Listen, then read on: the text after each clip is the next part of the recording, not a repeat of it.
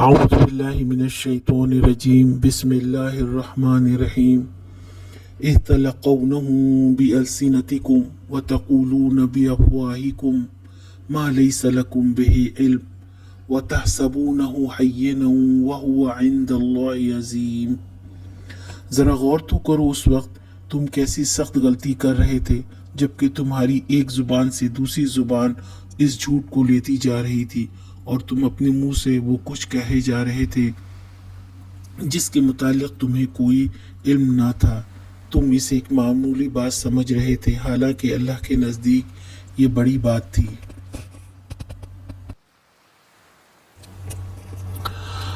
یہاں بات واقع عفق کی ہو رہی ہے کہ اللہ تعالیٰ تو عام مومن کی عزت پامال کرنے والے کو ناپسند کرتا ہے، تو امہات المومنین کے بارے میں کوئی ایسا سوچ بھی کیسے سکتا ہے؟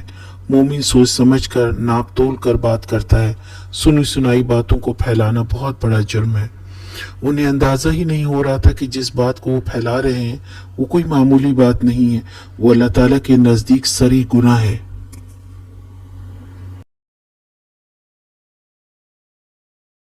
آج کا سوال، مومن جب بات کریں تو اسے کس چیز کا خیال رکھنا چاہیے؟